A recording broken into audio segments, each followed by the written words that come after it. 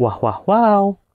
IKEA sudah buka di dekat Bandung, dan sudah banyak juga yang berkunjung ke sana, termasuk saya. Cut.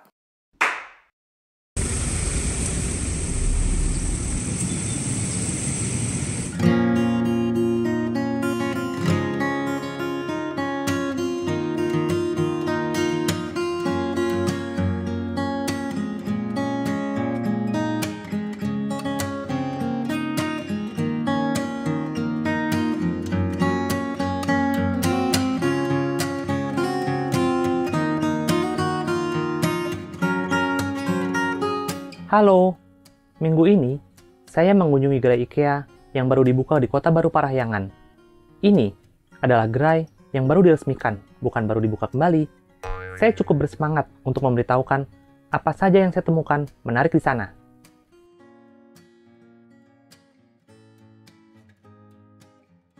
Ini adalah sesuatu yang baru, antrean masuk ke dalam gedung.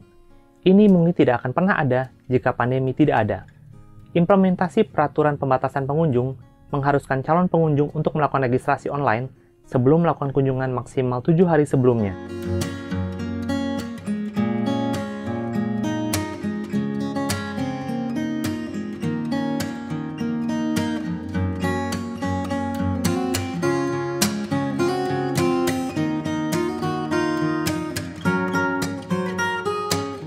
Seperti terlihat, bar itu menunjukkan apakah masih ada kuota untuk berkunjung.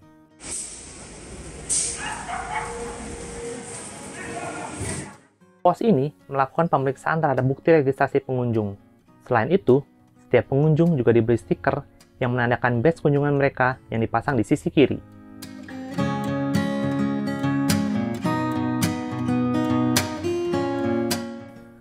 Sebelum memulai, saya akan menceritakan sebuah cerita mengejutkan yang saya temukan. Ini berasal dari USA Today dan terjadi di salah satu cabang IKEA di Amerika Serikat pada bulan Juli tahun lalu. Seorang bernama Sylvester Schwartz yang berusia 33 tahun memasang tanda panah bohongan sehingga terjadi sebuah labirin tanpa pintu keluar. Dia mengatakan kepada polisi bahwa itu adalah sebuah prank. Tapi, berita tersebut menyebutkan bahwa dia tetap dipenjarakan dan menghadapi dakwaan pelecehan dan pengurangan buatan.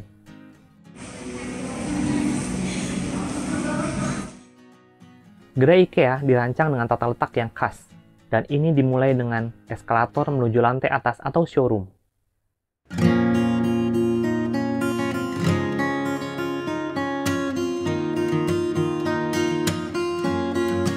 Dalam area ini, terdapat banyak ruangan contoh yang didekorasi dengan produk IKEA. Jalan mengitari ruangan-ruangan itu disusun mengular atau bisa juga dibilang seperti labirin. Jadi, pengunjung berjalan mengikuti panah di lantai sambil melihat-lihat contoh ruangan, memotret susunan perabot yang menarik, dan membuat catatan tentang nomor furnitur yang diinginkan. Ini juga sempat terjadi ketika saya berkunjung ke sana. Saya juga sempat tersesat, bukan karena panahnya salah, tapi karena saya sering berjalan menyalahi panah petunjuk jalan. Menurut saya, cerita ini cukup masuk akal kalau dengan penambahan panah, pengunjung bisa semakin tersesat.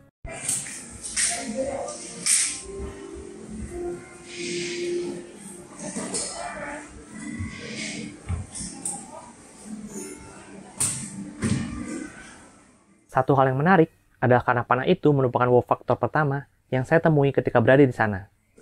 Panah di IKEA ditampilkan dengan memproyeksikan cahaya dari lampu yang berbentuk panah. Ini adalah penerapan yang penuh pemikiran dan sulit sekali ditiru.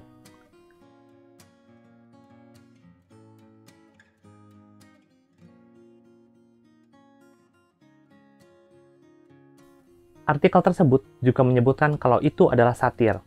Gerai IKEA di kota itu tidak ada, nama orangnya juga tidak ada di kantor polisi setempat.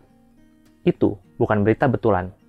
Saya agak penasaran, apakah tadi saya berhasil mengelabui Anda? Di pojokan, tak jauh dari eskalator showroom, tertulis dengan font seukuran sepatu, maksudnya agak besar. Produksi Indonesia. Macamnya memang tidak banyak. Produk yang ditawarkan berupa boneka dan furnitur anak, tapi ini tetap membuat sedikit senang. Ternyata, produk Indonesia juga ada yang dibawa mendunia oleh IKEA. Lucu-lucu ya bonekanya. Kursi ini juga lucu, mini banget, walaupun sepertinya kalau buat pantat saya sih tidak cukup lebar. Ketika berkeliling showroom, saya juga melihat barang-barang yang menarik. Kalau kebetulan ada yang lagi cari meja sederhana untuk work from home atau belajar di rumah, meja ini cukup unik.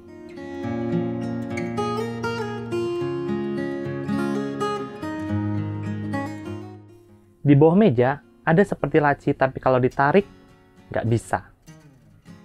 Itu karena ini bukan laci, tapi pintu geser. Jadi, bagian ini disekat dua, salah satu ditutup dengan pintu geser. Jadi, kalau mau ambil sesuatu di dalam sini, nggak perlu mundur-mundur dulu. Ini memang agak kekanak-kanakan, tapi sejak kecil saya memang menyukai kereta api. Walaupun pada zaman itu belum ada kereta Thomas dan Friends, tapi saya tetap suka sama kereta api, yang beneran.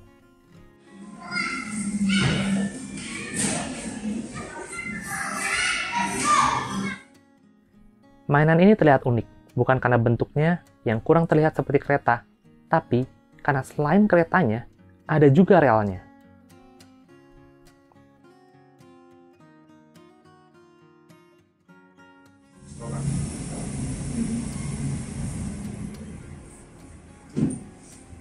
Setelah turun satu lantai, ini merupakan area belanja.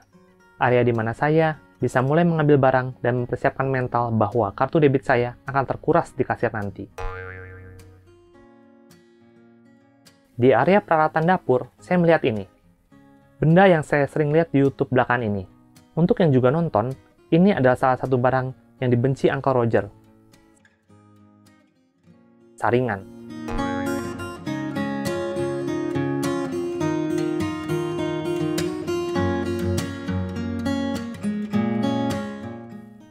Ini adalah barang lain yang cukup menarik, papan gantung. Bukan karena ada tulisan "Hey". Menurut saya, ini membuat bagian ruangan yang seringkali hanya dipasangi frame foto, maksudnya dinding, dapat dipakai untuk menaruh barang, dan membuat rumah jadi lebih rapi.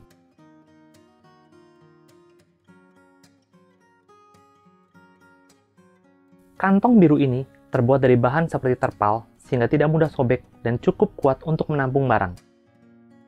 Ini terlihat seperti kantong belanja biasa, tapi ini juga kantong belanja yang populer untuk dimodifikasi.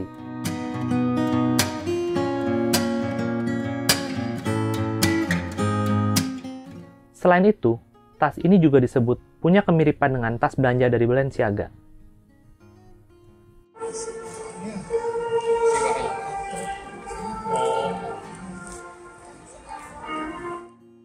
Selanjutnya, setelah area belanja adalah area gudang. Area ini merupakan bagian yang paling khas dari gerai IKEA. Banyak orang mengambil foto di sini, termasuk saya. Menuju ke kasir, jangan lewatkan yang satu ini. Area as is, yang berisi barang-barang cacat. Barang-barang ini mendapat potongan harga karena dianggap tidak dalam kondisi baik. Beberapa memang sulit diperbaiki, tapi banyak juga yang hanya perlu sedikit perbaikan atau hanya terlihat bekas goresan di permukaannya. Apapun itu, labelnya menjelaskan apa kekurangan produk-produk itu.